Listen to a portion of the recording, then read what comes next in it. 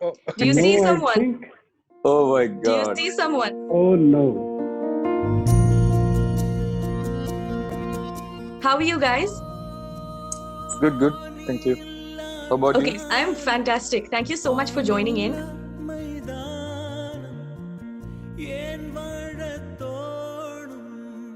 oh, Do you No, see I someone? think. Oh my Do you God. see someone? Oh no. AR Rahman, I can see. Hi, Good Rahman sir. afternoon. Ramadan Good Kareem. afternoon, sir. Ramadan Kareem. Ramadan Rahman sir, Kareem. vanakkam. Vanakkam. Deputy Director sir, huge honor. Big fan.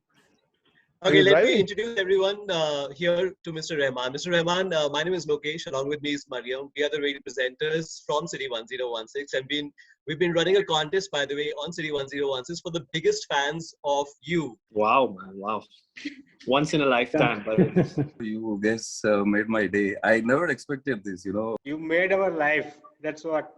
Still, I think the feeling will take some time to sink in. City 1016, you made our day. Congratulations for 99 songs, and we have a few questions for you. But thank you so much for joining in, Rahmanji. Me. My pleasure. I know for a fact that you started thinking of a story or writing a story 10 years ago, after a very bumpy ride, bumpy year. What made you finally, say, I'm going to start now, I'm going to make this movie right now? What gave you that trigger? What triggered you to do that?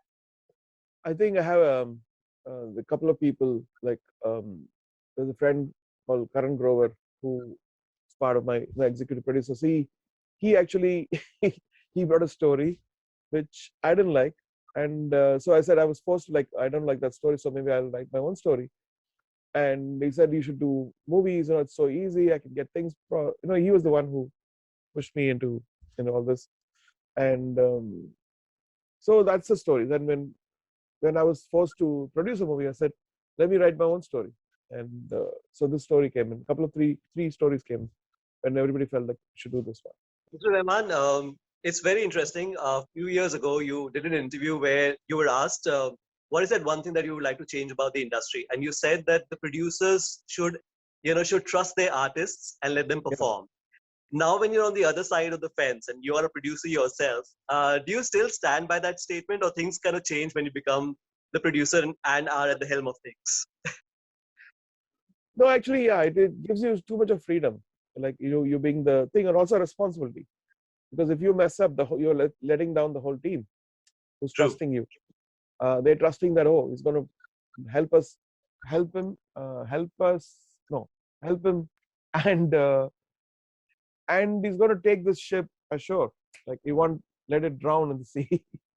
So that's what actually kind of gave me the strength to finish this movie, do this in 3 languages, do all the promotions, not only for myself, for my whole team who trusted me. And so it's a beautiful feeling to.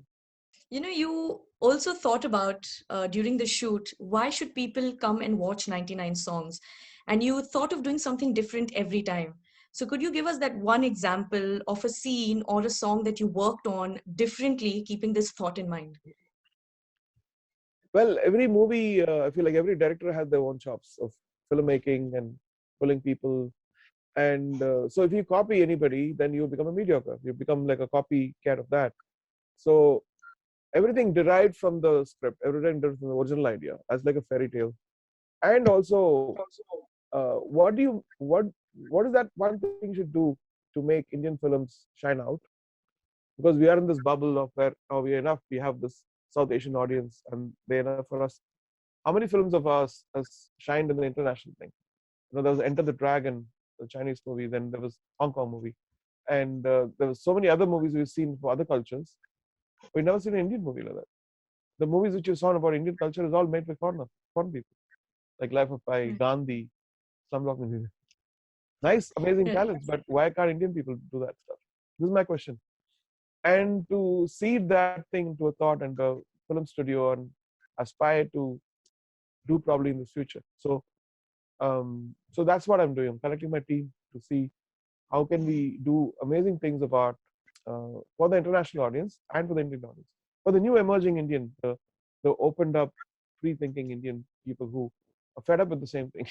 ऐ अजनबी तू भी कभी आवाज दे कहीं से, मैं यहाँ टुकड़ों में जी रहा हूँ, मैं यहाँ टुकड़ों में जी रहा हूँ, तू कहीं टुकड़ों में जी रही है. Thank you so much, Thank Mr. you. Rahman. Thank you. All right. It was Thank you, a sir. pleasure Thank you so much. seeing you one more time. And of course, all the listeners, these are the 5 biggest Rahman fans in the UAE. Each one of them has like a beautiful story. Khalil, I remember, has attended all your concerts ever since 1995, all the concerts that have happened in the UAE. Sameer, by the way, went to a theater to watch Roja, and he asked the projector guy to stop the movie and play the Roja title song 3 times for all the audience sitting in the theater. So those are the kind of crazy things you have. So Love you just all. Love wanted you to all. I think I'm really moved, and I think you guys are lucky. At least the theaters are open. Many places, even Mumbai, where the heart of the industry is closed. So hopefully you'll enjoy the movie and support this movie. God bless you all. Thank Thank you you. so Thank much. you. Thank you so much, sir. Thank you so much for being with us. City 1016.